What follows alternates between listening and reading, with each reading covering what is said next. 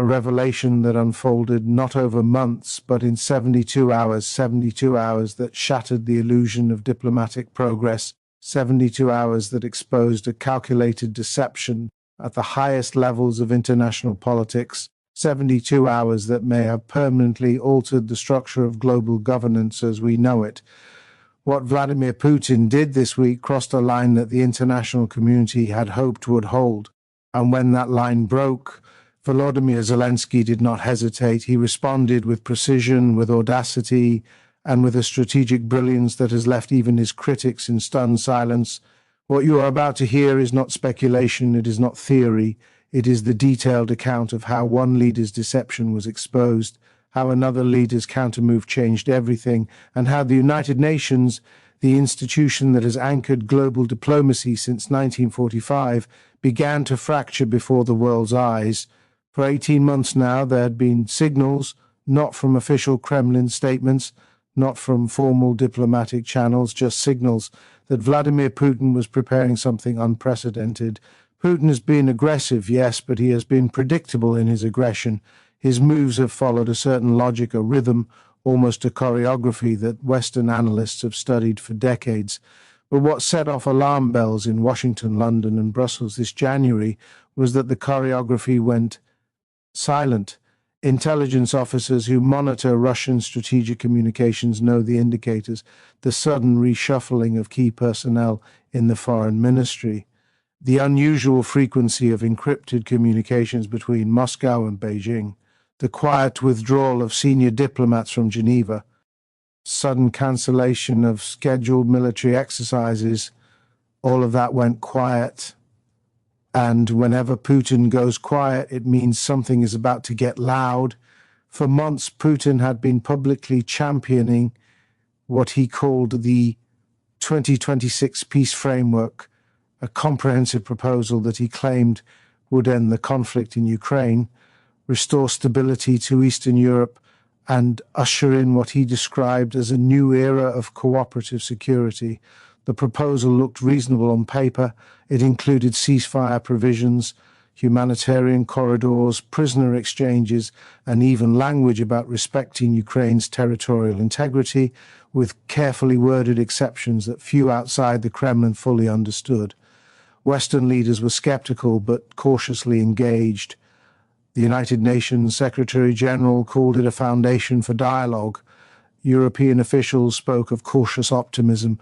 Even some voices in Washington suggested that perhaps, after years of bloodshed, Putin was finally ready to negotiate in good faith.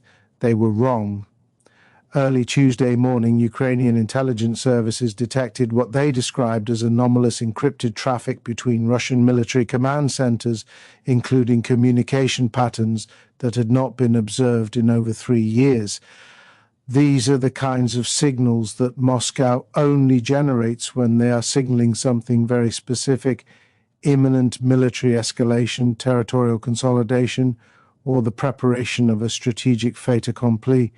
Analysts didn't know which category this fell into, or whether it fell into all three at once, but what they did know was that Russia was changing its strategic posture. And when a nuclear-armed power shifts posture without explanation, even by the smallest measure, every intelligence agency on Earth pays attention. What Ukrainian operatives discovered over the next 48 hours would change everything, buried within intercepted communications and corroborated by sources inside the Russian government. Zelensky's intelligence team uncovered the truth. Putin's 2026 peace framework was never designed to end the war. It was designed to win it. The proposal was a trap, a meticulously constructed diplomatic deception intended to achieve 3 objectives simultaneously. First, to create a legally binding ceasefire that would freeze Russian territorial gains while Moscow rebuilt its depleted military forces. Second, to fracture Western unity by offering European nations desperate for peace a path toward normalized relations and resumed energy trade.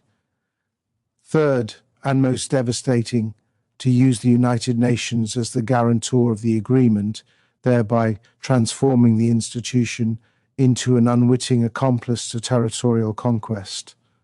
The intercepted documents revealed that Russia had already drafted post-agreement plans for the integration of occupied Ukrainian territories, the systematic suppression of Ukrainian identity, and the gradual expansion of Russian influence westward, all while the world celebrated peace. The warning issued by Ukrainian officials Wednesday night was not normal. It was not routine. It was not symbolic. It was urgent. Source after classified briefing described Putin's scheme as unprecedented in its scope, dangerous in its sophistication, and perhaps most importantly, executable within weeks if left unexposed. But deception only works if the target hesitates. Zelensky did not. In fact, his response today was among the most strategically audacious we've seen in modern diplomatic history. Here's what we know. Within 6 hours of confirming the intelligence, Zelensky convened an emergency session of Ukraine's National Security Council. These weren't the typical security briefings. These were War Council deliberations, the kind of meetings that Ukraine only convenes when they are preparing to fundamentally reshape the battlefield. But Zelensky understood that this battle would not be fought with missiles and drones. It would be fought with information, with diplomacy, and with the strategic deployment of truth. And so, in a move that stunned capitals around the world, Zelensky did something Putin never anticipated. He went public. Tonight, multiple international news organizations confirmed that Ukraine released comprehensive documentation of Russia's deception, including intercepted communications, internal Kremlin memoranda, and testimony from defectors with direct knowledge of the plot. Zelensky released the evidence before Putin could prepare a counter-narrative. He exposed the territorial integration plans. He exposed the military rebuilding timelines. He exposed the specific provisions within the peace framework that were designed to legally legitimize occupation. In other words, Zelensky targeted the architecture of the deception, the credibility that would have made it operational. This is what made the revelation so devastating to Moscow. Putin's peace trap wasn't just symbolic, it was actionable. It represented the kind of diplomatic maneuver that could permanently redraw the map of Europe if left unchallenged. And Zelensky, understanding that fully, responded with overwhelming informational force, not recklessly, not impulsively, but strategically. He didn't simply accuse Russia of bad faith. He didn't rely on rhetoric or emotional appeals. He provided evidence so comprehensive, so detailed, so irrefutable that even nations sympathetic to Moscow could not dismiss it.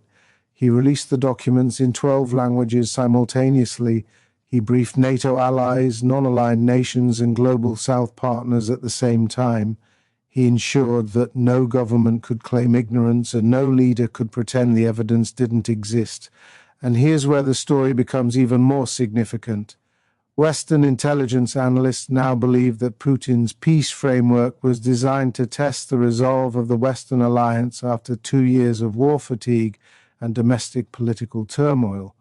Putin wanted to see whether European leaders would sacrifice Ukrainian sovereignty for the promise of cheap energy and economic stability, but instead the opposite happened. Western capitals didn't waver.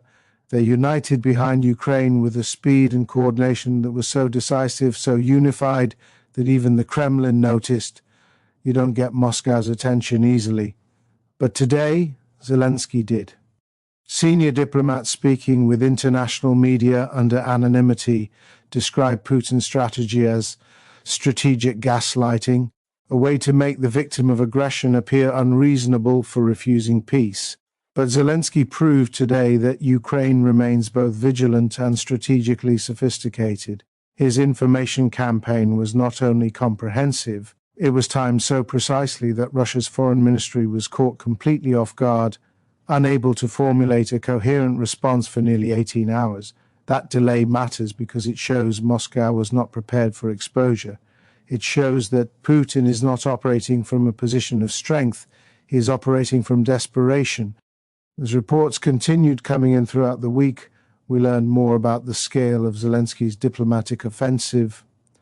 Ukrainian ambassadors carried out simultaneous briefings in 47 capitals, forcing governments to publicly acknowledge the evidence.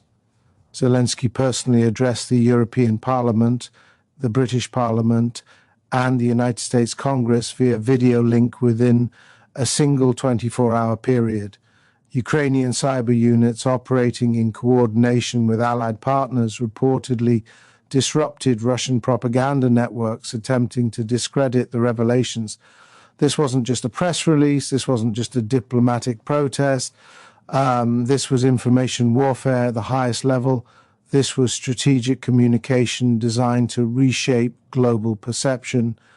And reshaping perception is the one thing Putin has struggled to achieve since the invasion began. For every propaganda victory Moscow has attempted, Ukraine has countered with something that undermines Russian credibility further. Remember, Putin thought the West would grow tired. He thought European unity would fracture under the pressure of energy costs and refugee flows. He thought the United States would become too distracted by domestic politics to maintain its commitment. He thought Ukraine itself would eventually accept a negotiated surrender disguised as peace. But tonight, the exact opposite is happening. Western resolve is strengthening, European unity is deepening, American commitment is being reaffirmed, and Ukraine has demonstrated that it possesses not just military courage, but strategic genius. What makes this moment so critical and so unpredictable is that Putin's peace trap was exposed at a time when he is under extraordinary domestic pressure. Russian military hardliners want total victory and territorial expansion. Russian oligarchs want sanctions relief and restored access to Western markets. Russian security services want regime stability and the suppression of internal dissent. The Russian public wants an end to casualties and economic hardship. Putin is balancing these demands while fighting a war that has cost far more in blood and treasure than he ever anticipated. And when leaders in that position make sudden moves, they're not doing it from strength, they're doing it from pressure, they're doing it from vulnerability.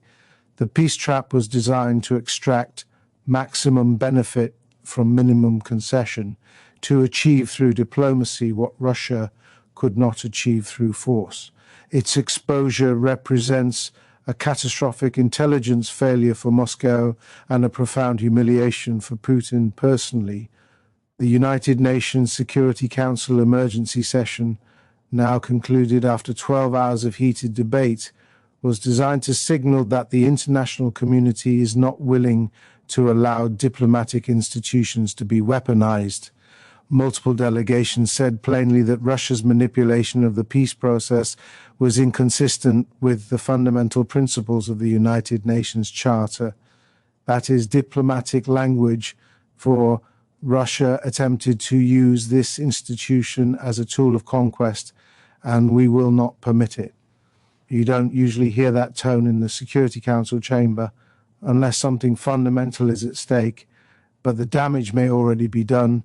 Several nations, including key members of the Global South, have announced they are reassessing their relationship with UN-led peace initiatives. Others have questioned whether the United Nations can remain a credible forum for conflict resolution when permanent Security Council members use it for strategic deception. The fractures are appearing, and they may prove irreparable. Meanwhile, Zelensky addressed the Ukrainian people in a powerful, measured speech Thursday evening. He said, "We were offered poison disguised as medicine. We were offered surrender wrapped in the language of peace. But Ukraine sees clearly. Ukraine knows the difference between genuine diplomacy and strategic deception." He said, "Today, we did not just expose a lie. We defended the very concept of truth in international relations. We showed the world that integrity still matters." And he said, "To those who designed this trap, you underestimated us. You underestimated our intelligence. You underestimated our resolve. And you underestimated our friends. That miscalculation will cost you." These are not rhetorical flourishes. These are statements from a leader who understands just how high the stakes have become and who has demonstrated the strategic sophistication to navigate them. Here's what makes the situation even more concerning. Russia's peace trap wasn't isolated. Along with the diplomatic deception, Belarus also began repositioning military units near the Ukrainian border in patterns consistent with previous offensive preparations. Russian naval vessels in the Black Sea increased aggressive maneuvers targeting civilian shipping lanes.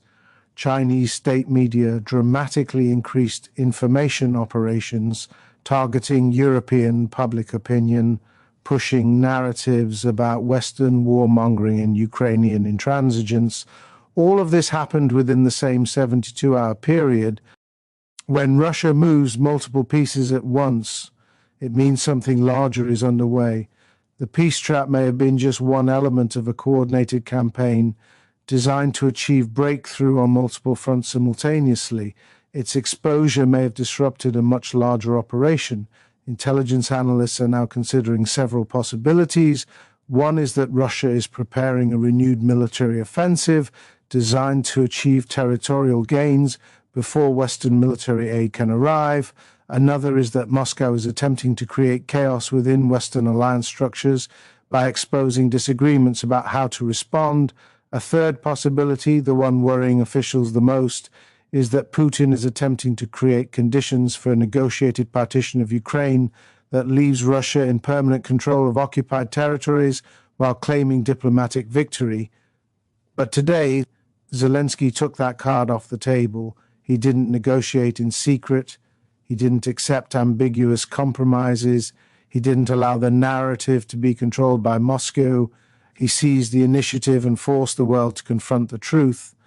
What we're watching now is a test of institutional resilience. Russia wants to see whether international organizations can be manipulated without consequence. Ukraine wants to show that truth and transparency remain powerful weapons. European leaders want to prevent a precedent that would undermine diplomatic institutions for generations, and the United States wants to prevent the emergence of a new international order where deception faces no accountability. The outcome of this test will shape global politics for decades. Tonight, we've heard from diplomatic sources who are now monitoring emergency consultations across multiple capitals. They say European leaders are preparing a comprehensive new sanctions package targeting Russian officials directly involved in the deception campaign. They say NATO is accelerating military assistance deliveries that have been delayed by bureaucratic processes. And they say Russia's decision to weaponize the peace process is likely part of a broader strategic recalibration intended to test Western limits before the American presidential transition. But Ukraine is not retreating. In fact, Ukraine is advancing diplomatically, informationally, and strategically. Their response this week, comprehensive, coordinated, and devastating, sent a message to Moscow that deception will be exposed and punished. And it sent a message to the world that Ukraine remains a sophisticated actor capable of defending itself on every front. As the weeks go on, we expect more details to emerge about what exactly Putin hoped to achieve with his peace trap and what he plans to do now that it is being exposed. But what we do know is that Zelensky's masterstroke was timely. It prevented a diplomatic catastrophe that could have legitimized occupation. It strengthened Western unity at a moment of potential fracture, and it demonstrated that Ukraine possesses strategic capabilities that extend far beyond the battlefield. What happens next will depend on what Putin does in the coming days. If he escalates militarily, this moment will be remembered as the trigger for a dangerous new phase. If he retreats diplomatically, Ukraine and its allies have already shown they are prepared and united. They have shown they are ready to respond. And tonight, for the first time in months, the Kremlin appears to be uncertain. Moscow is quiet, too quiet. And when Putin is quiet, it means he is recalculating, means he is choosing his next move carefully. Because tonight, Vladimir Putin learned something he has learned many times before, but perhaps never so painfully. Deception requires secrecy, and secrecy cannot survive determined opposition. Strategic traps only work when the target doesn't see them coming, and Volodymyr Zelensky sees everything. This story is far from over. But tonight, one thing is clear: Ukraine has proven itself not just a military power, but a strategic one. The United Nations faces an existential crisis of credibility that may reshape global governance. And the world is watching as two visions of international order collide with consequences none of us can fully predict. And we will be here watching every detail as the next phase unfolds.